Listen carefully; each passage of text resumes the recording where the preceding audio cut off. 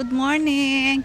Ayan, palibhasa, ano siya, summer, nagbubunga pala. Sa observation ko, palabunga ang mga saging. Ayan, isa, bunga ng saging namin. Ayan, dalawa. Tapos, ay, halos lahat ng puno na pala. Ayan, tatlo. Ayan. Tapos, eto, apat. Nako, pag nahinog yan sabay-sabay, ang dami. O, 5, 6.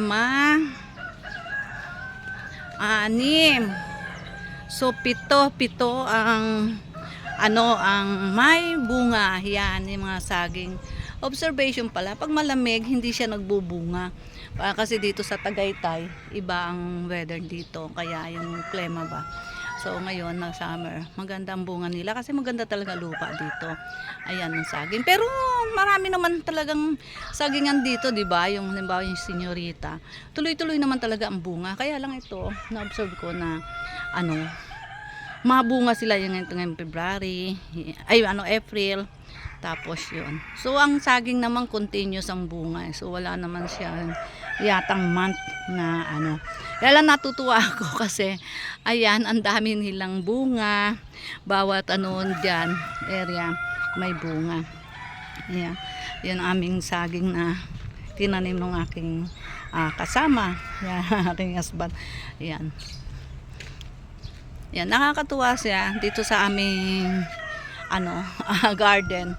O yan, pag naghinog, ito siguro mauuna to kasi malalaki na siya eh.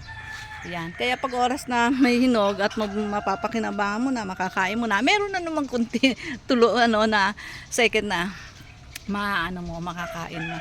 Yan. Yon, ito ang aming garden. Yan, ganda ng bulaklak. Yan. So kailangan lang talaga.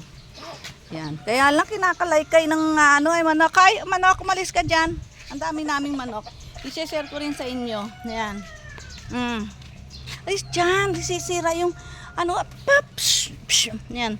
Yan.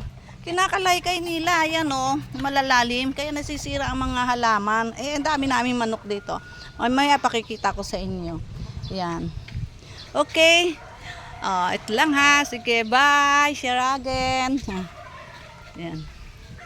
Ito aming kapaligiran. Yan, si-share ko sa inyo yung buhay ng gansa, ng pabo, ng bibi. So yung pato, yan. Meron din kaming monkey, may mga Chinese chicken, may black chicken din kami.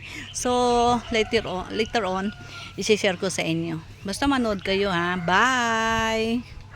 Good morning.